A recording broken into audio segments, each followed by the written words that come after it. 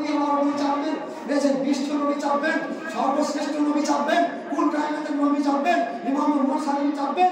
কাজী বলেছেন বেঁচে উঠলেন। জিবরিল আলাইহিস সালাম এমন একটা ঝাঁপ মেরেছেন বলেছেন, জিবরিলের জানে আমার মতো না। হ্যাঁ, জিবরিলের ঝাঁপ বুঝতে পারছেন বলেছেন, এমন ঝাঁপ মেরেছেন একবার বলেছেন সঙ্গে সঙ্গে বুড়া বলেছেন একবার ছটছট করেছেন, বলেছেন ঘাম ছেড়ে দিয়েছেন ভয়।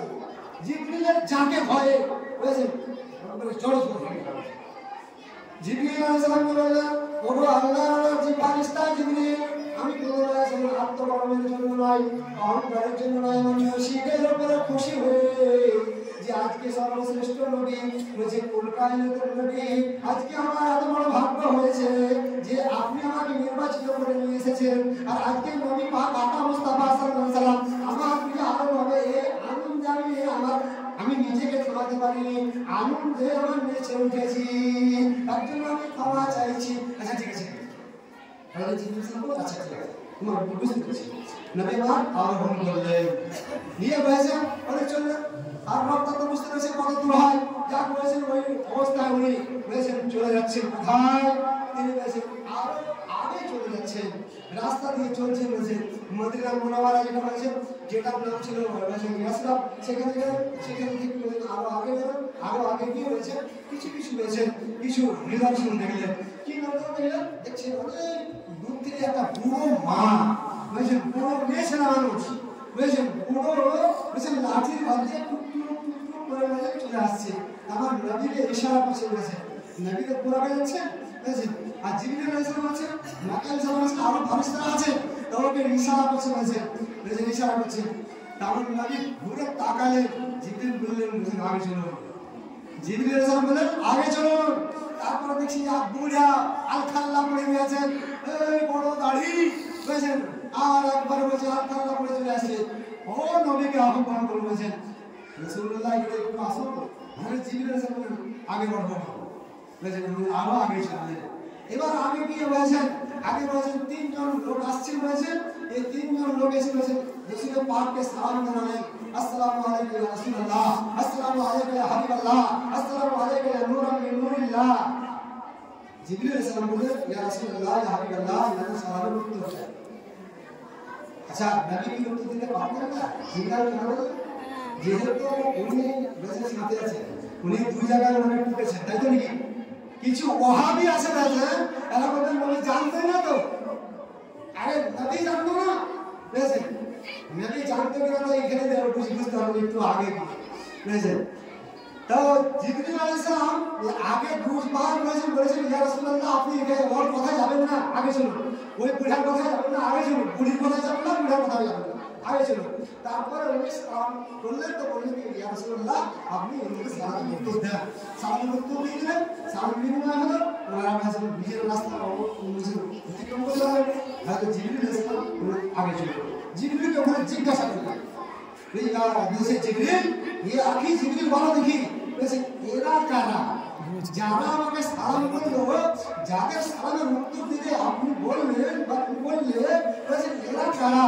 বলে এরা হচ্ছে বলেছেন হযরত ইব্রাহিম আলাইহিস সালাম, হযরত বলেছেন ঈসা আলাইহিস সালাম, হযরত বলেছেন মুসা আলাইহিস সালাম, মানে তিনটা পয়গম্বরের নাম উনি বললেন। বলেন জিবরিল বলে আগে ওই বুড়িটাকে, বলে ইয়া রাসূলুল্লাহ ওই বুড়িটা হচ্ছে দুনিয়া, আপনাকে বেশি দূর দাঁড়াতে বারণ করলাম কেন? বলে ওই বুড়ির কথা যদি আপনি শুনাই দেন, ওই বুড়ির সঙ্গে যদি কথা বলেন, তাহলে আপনার উম্মত যারা আসবে তারা বেশিরভাগই দুনিয়াদারি হয়ে যাবে, বেশি দুনিয়াই করে থাকবে। তার জন্য আপনাকে বললাম এর সঙ্গে কোনো সম্পর্ক রাখেন না, আপনি আগে চলুন। আসলে ওই বুড়িয়া, যে বুড়িয়া আমার বলেছেন আমাকে বারবার ডাকছিল, নবী দিকে বলে এ তো সেই আজাদিন শয়তান, যে আজাদিন শয়তান বলেছেন হযরত আদম আলাইহিস সালামকে সিজদা করেনি, যার কারণে এই জান্নাত থেকে বিতাড়িত হয়েছে। আজকে যদি আপনিও তার কাছে গিয়ে পান করতেন, আর আপনি বলেছেন বর্ষকে যদি প্রশংসা করতেন, তাহলে বেশিরভাগ আপনার উম্মতরা রয়েছেন শয়তানের ফাঁদে পড়ে যেত, আর সারা জগৎ শয়তানময় হয়ে যেত। এই জন্য বললাম ইয়া রাসূলুল্লাহ আপনি আগে চলুন, আপনি আগে চলুন। এই করতে করতে বলেছেন আরো যারা কিছু দেখলেন, বলেছেন মেরা কিছু আরো দেখলেন, কতদূর বলেছেন বায়ন করার সময় থাকবে না, কাজে বলেছেন আরো আগে চললেন, দিয়ে বলেছেন মসজিদে আকসা বলেছেন, ওখানে দেখছেন হঠাৎ এতগুলো লোক দেখি গো নাকি ওনার আগে থেকে ছিলেন না? আমাদের নামাজের আজান হয় তারপরে আমরা গোসল করি, দেখি তারপরে আমরা গোসল করি, ওইটাই হচ্ছে তোমার গোসল করার দোয়া আজান। মানে আজান শুনলে আমি গোসল করতে লাগলাম, এটা আমাদের পদ্ধতি, দেখি আমাদের নিয়ম। কিন্তু আমার নবী বাইতুল মুকাদ্দাসে যাবেন, বলেছেন মসজিদে আকসায় যাবেন, তার আগে যত নবী যত মুরসালিন বলেছেন, যে সমস্ত রাসূলগণ বলেছেন এবং আম্বিয়াগণ বলেছেন, বলেছেন সওয়া লাখ, বলেছেন ইতিহাসের পাতায় লেখা আছে সওয়া লাখ আম্বিয়ায়ে কেরাম সব হাজির আছেন, বলেছেন আসলে হাজির আছেন। তো বসি ছিল উঠেছিল আগেবার বলেন বসি ছিল না উঠেছিল? আপনার দিমাগ কি বলেন তো? যেহেতু দেখছেন যিনি আসবেন তিনি হয়েছেন সবারই রাবা, সবারই আকা, সবারই নবী, বসে থাকতে পারবেন না। যতই বলেছেন বয়স্ক নবী হোক না কেন, বলেছেন হযরত আদম আলাইহিস সালাম থেকে ঈসা আলাইহিস সালাম পর্যন্ত যত নবী এসেছিলেন সব দাঁড়িয়েছিলেন, বলেছেন হাত বেঁধে নবী আসবেন আর নবীর আগমনের ইস্তেকবালের জন্য সব দাঁড়িয়েছিলেন, বলেছেন লাইন করে, মানে নামাজের লাইন করে দাঁড়িয়েছিলেন, বলেছেন ওনারা সব দাঁড়িয়েছিলেন। আর ওই অবস্থায় আমার নবী ঢুকলেন কোথায়? মসজিদের আন্দার, মানে মসজিদ ভিতরে আন্দার, বলেছেন ওখানে জিবরিল আলাইহিস সালাম করলেন কি বলেছেন, কেউ বলেছেন যে একটা পাথরে ওনার নিজের বুরাককে বাঁধলেন, বলেছেন এই বুরাক বাঁধলেন, কেউ বলেছেন কি না উনি একটা আঙ্গুলে ইশারা করলেন আর একটা পাথর ছিদ্র হয়ে গেল, আর ওই ছিদ্রতে বলেছেন বুরাককে বেঁধে দিলেন। আচ্ছা আপনারা বলতে পারেন যে হয়তো প্রশ্ন করতে পারেন যে বুরাক বাঁধার মানে বুরাক বলেছেন কি বাঁধলে কেন? আমাদের মতন বোকাকে বুঝাবার জন্য বলেছে, আমাদের মতন বোকাকে বুঝাবার জন্য যে আমরা যখন কোনো গরু কিংবা ব্যবসায়ী ঘোড়া কিংবা কিছু নিয়ে গিয়ে যায়, আর যদি কোনো ভালো বলেছে কোনো কাজে চলে যায়, তো যেন ওই ঘোড়াটাকে যেন বেঁধে দিই, খুঁটি পুঁতে হোক দড়ি দিয়ে হোক তাহলে বেঁধে দিই, যেন পরবর্তীতে আমার অসুবিধা না আসে, যেন পরবর্তীতে আমার যেন অসুবিধাটা না হয়, বুঝেছেন? যেন ঘোড়াটা চলে যাবে আর আমি বলেছি নিজের কাছ থেকে এসে ঘোড়া দেখতে পেলাম না, তখন ছুটে বেড়া, ঘোড়া দেখা নিত, ঘোড়া দেখা নিত, ঘোড়া দেখা নিত করতে হয় নাকি? তার জন্য বলছেন না, যদি তোমার এরকম যানবাহন কিছু থাকে তুমি তাকে বলছেন হেফাজতে, নিজের হেফাজতে রেখে দাও। জিবরিল আলাইহিস সালাম রেখে দিলেন, আযান দিলেন, তাকবীর হলো, কিন্তু মুসাল্লাতে এখনো কেউ নাই, বুঝছেন? মুসাল্লায় এখনো কেউ নাই, সবাই তাকিয়ে আছে। আদম আলাইহিস সালাম প্রথম নবী, উনি যাবেন নাকি? বলেছেন কিংবা বলেছেন হযরতে ইব্রাহিম খলিলুল্লাহ, যিনি বলেছেন জাদ্দুল ইমাম, বলেছেন জাদ্দুল আম্বিয়া, বলেছেন উনি যাবেন নাকি? কে যাবেন? বলেছেন কেউ কিন্তু আগাতে পারছেন না, বলেছেন হযরতে জিবরিল আলাইহিস সালাম কাউকে কোনো কথা না বলে নবী পাক আকা মুস্তাফার হাত মুবারককে ধরে বলেছেন মিম্বরে গিয়ে মুসাল্লায় দাঁড় করিয়ে দিলেন। 2 রাকাত নামাজ হয়ে গেল। আচ্ছা 2 রাকাত নামাজ হলো, এই নামাজ পড়ার কারণটা কি? কেন নামাজ পড়ালেন? নামাজ পড়ার কারণ কি? কোনো ওয়াক্তের নামাজ নয়, তখন নামাজ ফরজ হয়নি নাকি গো? হ্যাঁ, তখনও নামাজ ফরজ হয়নি, এগুলো ইতিহাস, তখনও নামাজ ফরজ হয়নি। অথচ আমার নবী সমস্ত নবীদেরকে নিয়ে কি মানজার গো, কি বলেছেন, একটাও লোক বাড়ি লোক ছিল না, সমস্ত নবীগণই ছিলেন।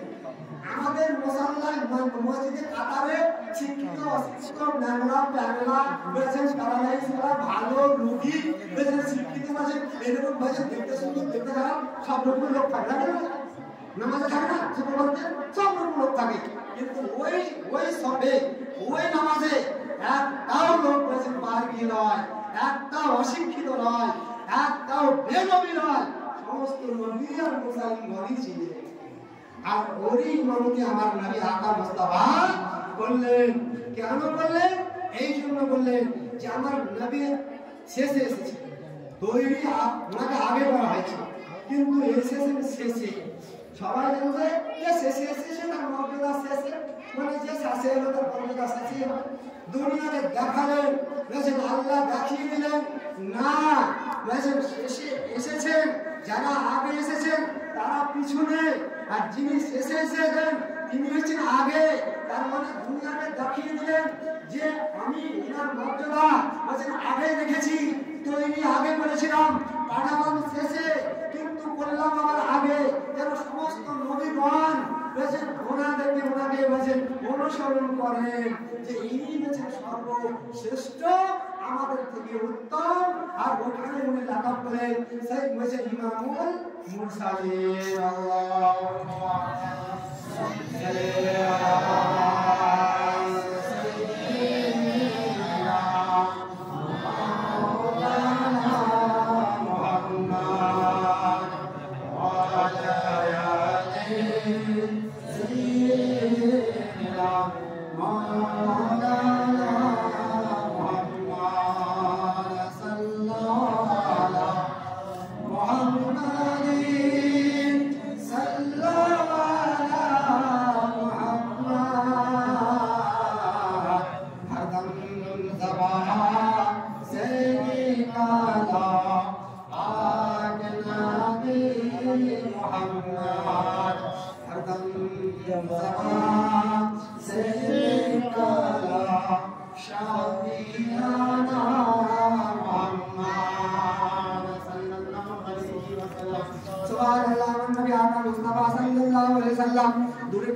পড়িয়ে দিলেন।